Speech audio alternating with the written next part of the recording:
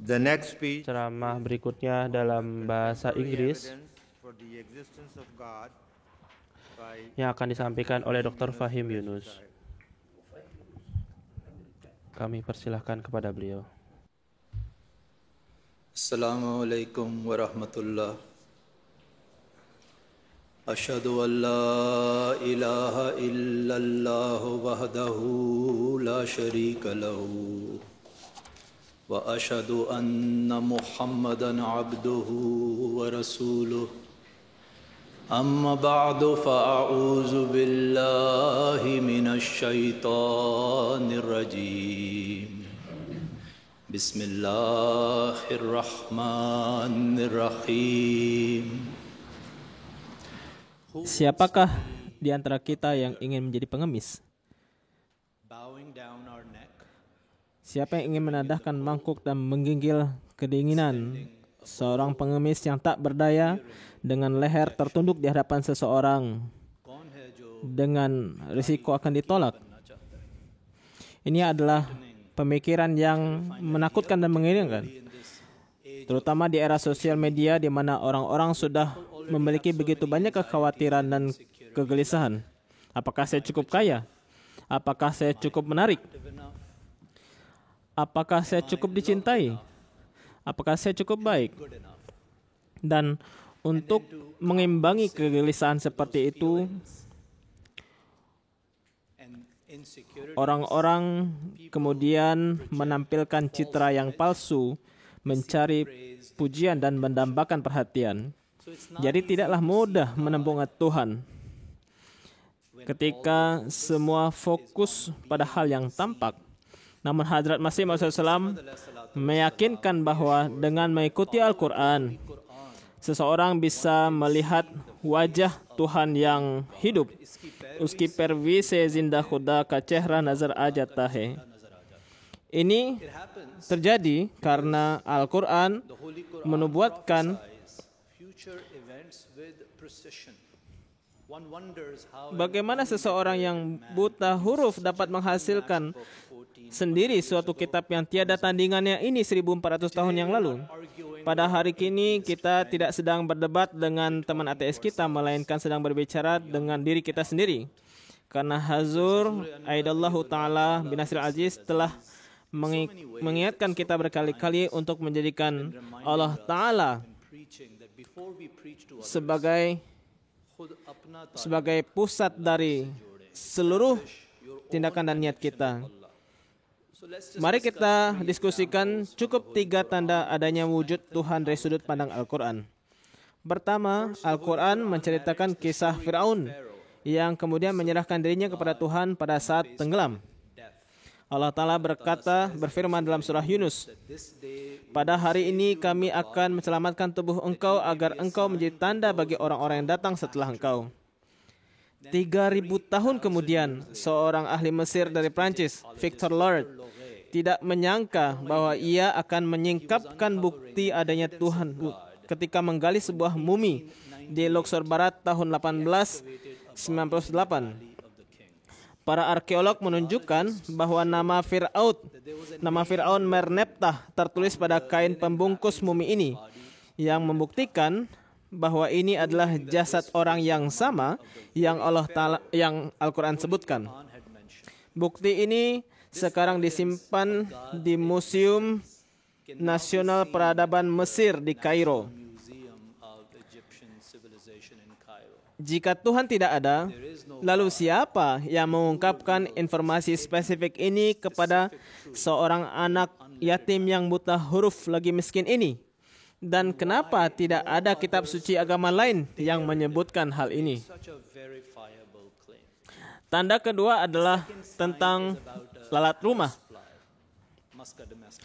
Sekitar 99,9% spesies hewan memiliki sistem pencernaan internal. Kita makan makanan dan kemudian makanan itu dicerna. Tetapi lalat rumah termasuk dalam 0,1% spesies yang juga memiliki sistem pencernaan eksternal. Lalat ini meludahkan enzim ke atas makanan, mencerna sebagian, lalu menghisapnya dengan mulutnya yang seperti sedotan yang disebut sebagai proboscis. and then snatching karena makanannya sudah dicairkan dan sedot. the straw-like mouth called proboscis. Karena makanannya sudah dicairkan dan disedot, maka makanan itu tidak bisa diambil kembali. Dengan kata lain, lebih mudah merebut makanan dari mulut singa daripada mulut seekor lalat. Lion compared to the mouth of a fly. Allah Ta'ala berfirman dalam surah Al-Hajj bahwa Those on whom you sesungguhnya orang-orang yang kamu seru selain Allah sekali-kali tidak dapat menciptakan seekor lalat pun. Dan jika lalat itu merampas sesuatu dari mereka, mereka tidak akan dapat merebutnya kembali. Para ahli entomologi, ahli sejarah, ahli serangga, baru menemukan fakta ini 100 tahun yang lalu. Maka bagaimana mungkin seseorang yang tidak pernah bersekolah bisa menjelaskan sifat langka dan tersembunyi ini dengan begitu tepat 1400 tahun yang lalu? fly out of 8 million potential animal species. Tanda yang ketiga Third sign takes us akan membawa kita kembali ke masa sekolah. remember how Saya ingat betapa berat tas sekolah saya karena berisi sekitar 10 buku. books that it contained. Namun hari ini kita dapat dengan mudah membawa tidak 10 buku, tidak 10.000, tapi 100.000 buku dalam sebuah ponsel berkapasitas 256 GB. Again, the Holy Sekali lagi, Al-Quran telah menubuatkan bahwa di akhir zaman, wa izas suhufun nusirat, ketika buku-buku disebarkan. Bagaimana mungkin seorang yang tidak pernah membaca sebuah buku menubuatkan ini hampir 200 tahun sebelum buku pertama diterbitkan di Cina? And how do you even think about it? Because when you dig deeper, you realize that the first book was published in China almost 200 years after the time of Rasulullah sallallahu alaihi wasallam. Al-Quran tidak hanya memberikan 3 ayat sebagai bukti.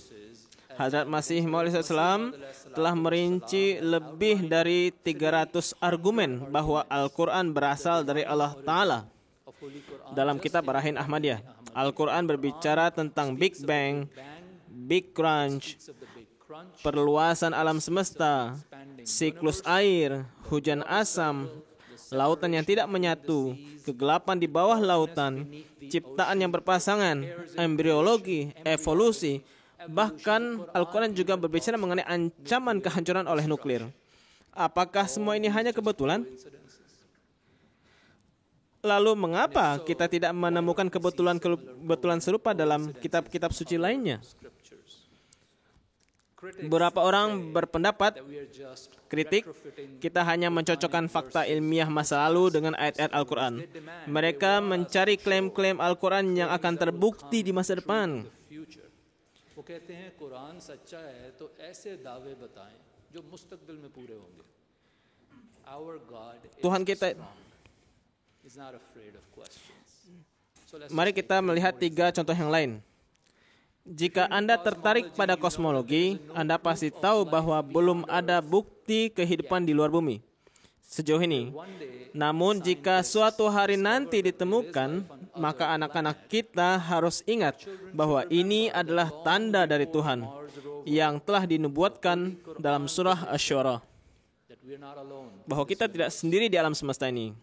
Allah Ta'ala says in Surah Syu'ara, Dalam surah Asy-Syu'ara, dan di antara tanda-tandanya adalah penciptaan langit dan bumi dan makhluk hidup yang Dia sebarkan pada keduanya. both. If you're into Yang kedua, jika Anda tertarik pada teknologi, Anda pasti tahu bahwa kecerdasan buatan atau AI akan mengubah segalanya. Pekerjaan, sejarah, bahkan realitas kita. Jika model bahasa di masa depan dibangun dengan data yang terkontaminasi, hal ini dapat menyebabkan kerusakan terhadap kebenaran. Misalkan pihak-pihak yang jahat mungkin akan membuat ayat-ayat Al-Quran palsu dan menjadikannya muncul lebih tinggi dalam algoritma pencarian. this already happening to historic documents. Tapi Allah Ta'ala berfirman, In Surah Hijr, verily sesungguhnya kamilah yang menurunkan peringatan ini dan sesungguhnya kamilah yang akan menjaganya. its guardian. Every other scripture Sementara kitab-kitab suci lainnya bahkan tidak mampu bertahan dari perubahan meskipun tanpa adanya kecerdasan buatan. ever change the Tetapi kecerdasan buatan tidak akan pernah mampu mengubah Al-Quran. billion plus Muslims and Christians who Ketiga, are waiting for kepada lebih dari 1 miliar orang yang meyakini bahwa Nabi Isa masih hidup dan akan turun kembali secara jasmani. Al-Quran telah menyatakan dengan jelas, yakni tidak ada seorang pun yang akan turun dari langit. Hazrat Masih Wassalam dengan tegas menyatakan 120 tahun yang lalu, ingatlah baik-baik bahwa tidak akan ada seorang pun yang akan turun dari langit. Semua penentang kita yang hidup saat ini akan meninggal, dan tidak seorang pun di antara mereka yang akan melihat Isa ibnu Maryam turun dari langit. Lalu anak-anak mereka juga akan meninggal, dan tidak akan ada seorang pun dari mereka yang akan melihat Isa ibnu Maryam turun dari langit. Kemudian generasi ketiga dari mereka juga akan meninggal, dan mereka pun tidak melihat Isa ibnu Maryam turun dari langit. Setelah itu Allah akan menimbulkan kegelisahan besar dalam hati mereka. Dan bukankah kita sedang hidup di masa kegelisahan yang telah dimuatkan itu? Siapa pula yang bisa berbicara dengan keyakinan setegas itu tanpa memiliki 100% keyakinan akan adanya wujud Allah Ta'ala?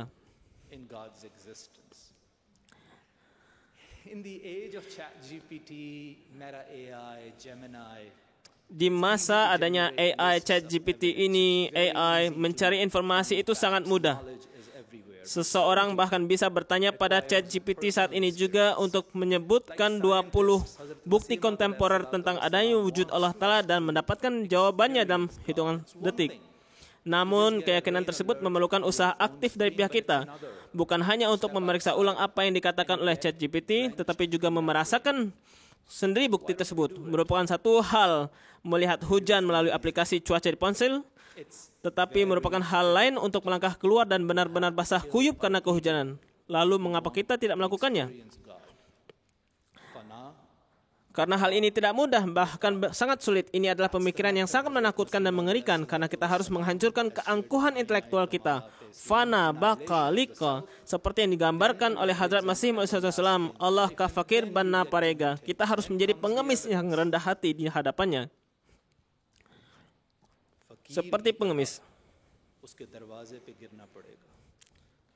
Remember that terrifying, frightening idea that none of us want to do.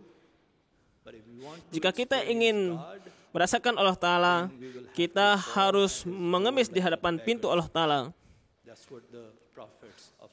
Seperti halnya Hadrat Musa AS mencontohkan kerendahan hati ini ketika beliau berkata, Rabbi inni lima anzalta illayya min khairin fakir. Ya Tuhanku, sesungguhnya aku sangat memerlukan kebaikan apapun yang Engkau turunkan padaku. Dan untuk merasakan sejauh mana Hadrat Rasulullah SAW mengamalkan kerendahan hati ini, mari kita kembali ke masa lalu. Tahun 632, Makkah telah ditaklukkan. Saat itu Haji Wada. Rasulullah SAW berdiri di Bukit Arafah. Jumlah kaum muslimin yang mendengarkan beliau saat itu lebih banyak dari penonton yang memenuhi Stadion Wembley di London. Namun, alih-alih membanggakan keberhasilan beliau, Hadrat Rasulullah SAW justru memohon kepada Tuhannya dengan kata-kata berikut ini. मैं एक बदहाल fakir और मोहताज ही tu हूँ. Aku hanyalah seorang yang papa, miskin dan sangat membutuhkan, pencari perlindungan dan pertolongan Engkau dalam ketakutan dan ketar-ketir. Aku datang kepada Engkau sambil mengakui dan menginsyafi dosa-dosaku. Aku memohon kepada Engkau seperti seorang yang lemah dan tak berdaya. Ya, aku merintih di hadapanmu seperti seorang pendosa yang terhina.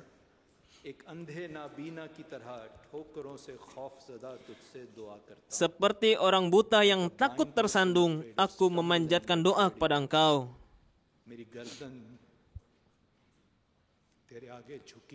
Leherku tunduk di hadapan Engkau. और मेरे आंसू तेरे हुजूर बह dan air mataku mengalir di hadirat Engkau. in your presence.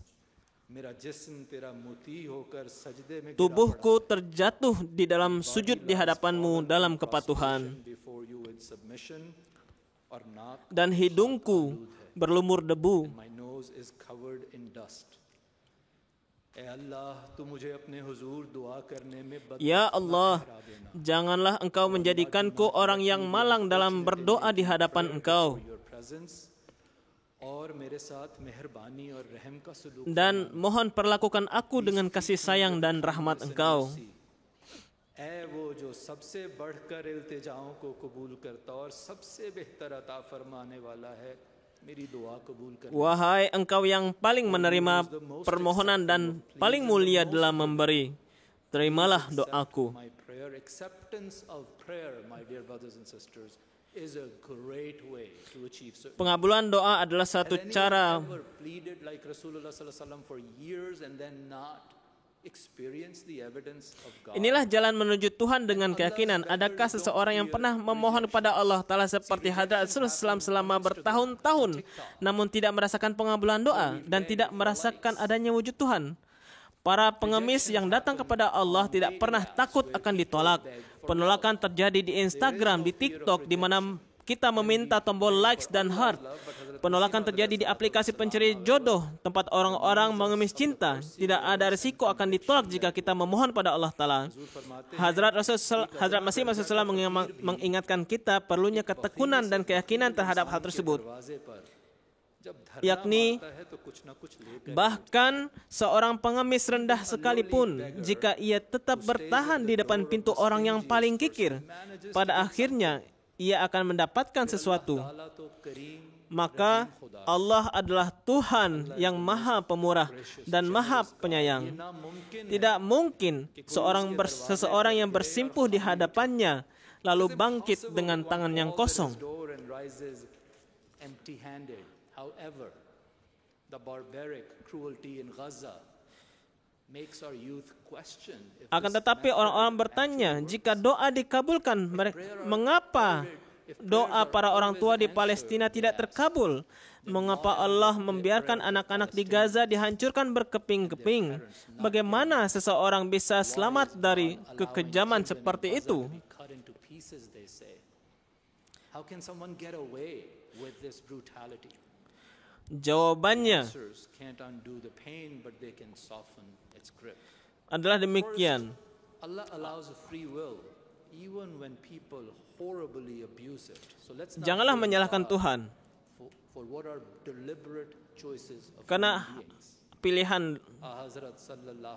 Hadrat Rasulullah SAW pun pernah merasakan pedihnya kehilangan anak-anak beliau. Apakah kita mengira beliau tidak berdoa untuk mereka? Because God is not a vending machine. We all know that some prayers are answered. Karena sebagian doa butuh puluhan tahun untuk dikabulkan dan sebagian lainnya dikabulkan dengan cara yang berbeda.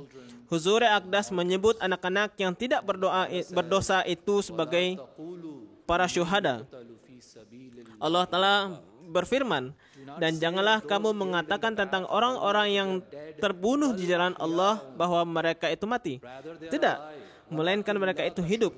Hanya saja kamu tidak menyadari. Kita tidak tahu seluruh kisahnya. Kita belum melihat ganjaran Allah Ta'ala untuk anak-anak tersebut.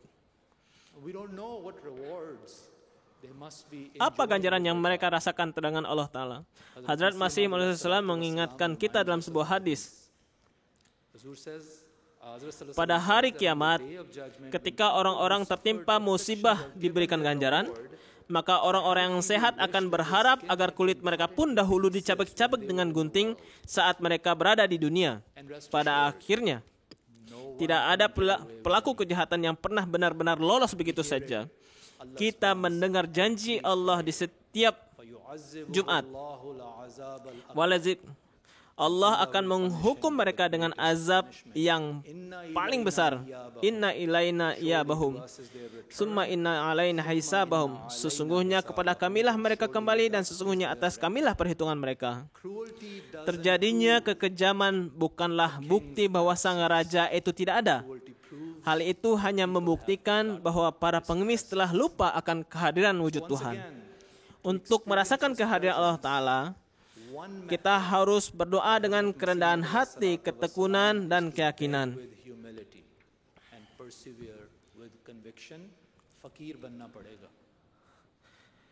Langkah pertama, jadilah pengemis tingkat yang paling rendah, adna darajah ka fakir.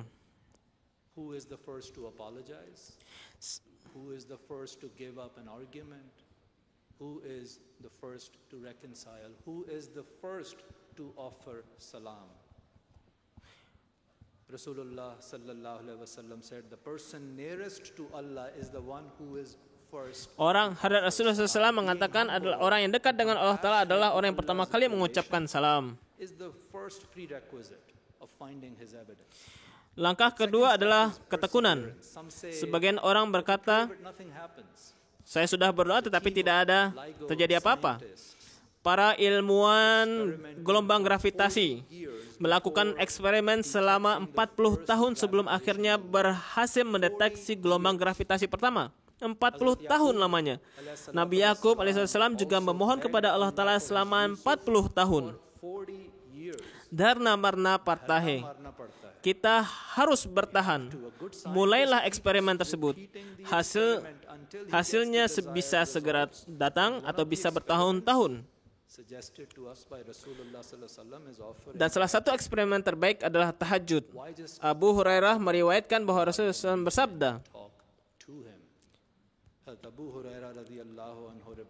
ketika malam telah berlalu separuh atau 2/3-nya, Allah yang Maha Tinggi turun ke langit dunia dan berkata, adakah seorang pengemis sehingga aku akan beri? Adakah seorang yang berdoa sehingga aku akan kabulkan? Dan Allah terus mengucapkannya sampai fajar menyingsing. Bayangkan jika ada pengemis jalanan mengetahui bahwa jika ia datang pukul 3 pagi ia akan mendapat emas, maka ia akan datang setiap pagi. Akan tetapi jika pada jam 3 pagi kita hanya menonton maraton, nonton Netflix, haruskah kita merasa heran kalau kita tidak bisa merasakan adanya wujud Tuhan? Bangun jam 3 pagi itu berat. Showing off itu mudah. Memulai salam pada orang lain itu sulit. Mengejek Tuhan di Reddit itu mudah. Membuat merintih kepada Allah Ta'ala seperti Rasulullah SAW itu berat. Kerja keras seperti ini membuat kita jengkel. Itulah sebabnya Jalaluddin Rumi berkata, jika engkau kesal setiap kali digosok, lalu bagaimana mungkin aku Allah Ta'ala memoles cermin jiwa engkau? Langkah ketiga adalah keyakinan. Langkah ketiga adalah tidak mungkin seseorang yang bersimpuh di hadapannya lalu bangkit dengan tangan kosong. Hadrat Rasulullah SAW meriwayatkan dalam hadis qudsi bahwa Allah Ta'ala berfirman, aku adalah sebagaimana sang hamba mengira tentangku. Seorang pengemis tidak berdiri kedinginan karena ia melihat bukti adanya sang pemberi. Akan tetapi ia berdiri kedinginan karena ia percaya bahwa sang pemberi itu memang ada.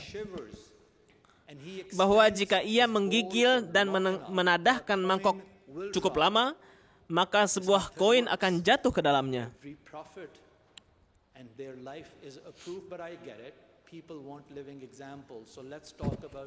Metode ini, yakni kerendahan hati, ketekunan dan keyakinan telah berhasil selama berabad-abad.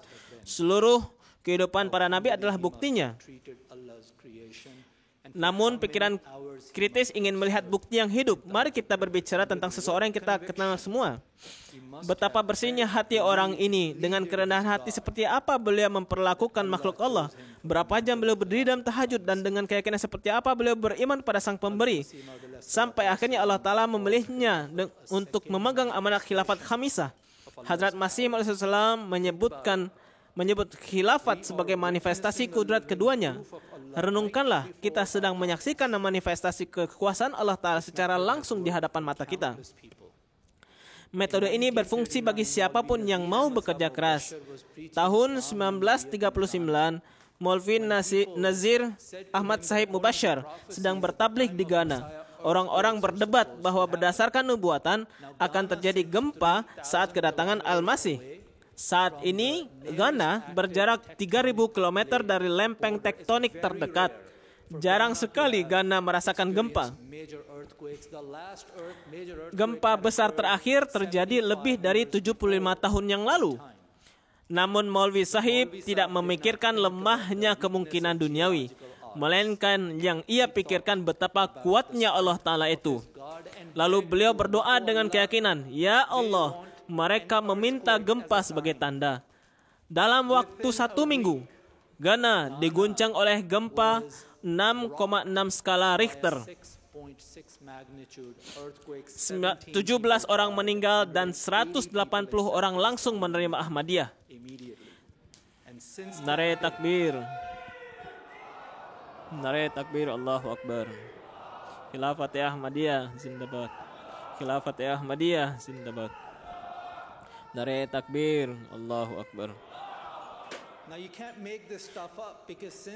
Kalian tidak akan mungkin membuat-buat hal ini, dan sejak hari itu tahun 1939 tidak ada lagi gempa sekuat itu terjadi di Ghana. Apakah ini kebetulan? Atau justru ini adalah bukti dari aku adalah sebagaimana sang hamba mengira tentangku? But in the age of self-promotion, what's the why? Why choose to be a beggar? Kaun bhikari banna chahta? Kita pun bisa mengikuti metode ini. Agar tum khuda ke ho jao, to yakinan samjo ke khuda tumhara hi hai. Jika kalian menjadi milik Allah, maka yakinlah bahwa Allah menjadi milik kalian. Akan tetapi di zaman yang dipenuhi pemujaan diri dan pencitraan palsu, mengapa memilih menjadi pengemis? Karena semua hal lain tidak berhasil.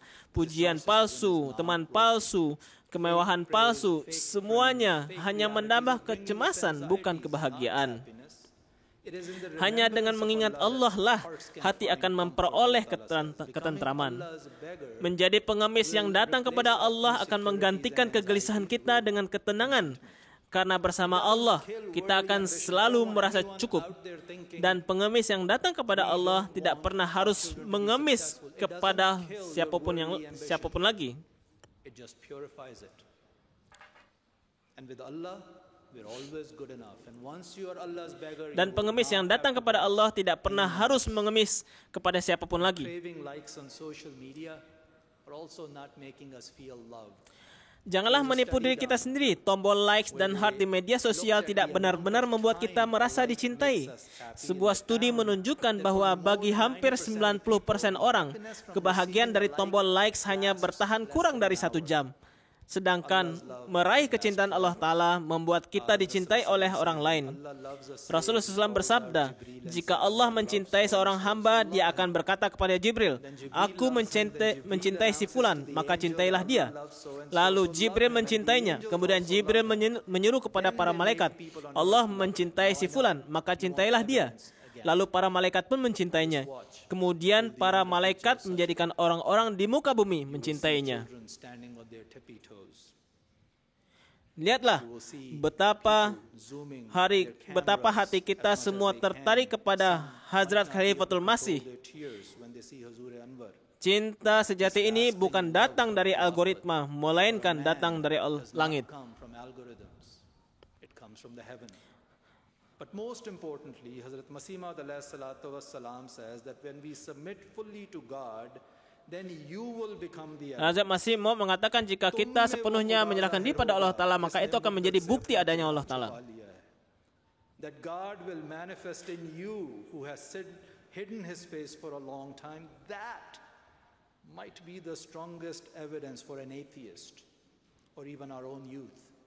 Because even when they don't read Quran, they read us. Pada akhirnya, permasalahannya bukanlah karena kurangnya bukti. Permasalahannya adalah kesombongan yang berlebihan. Bukti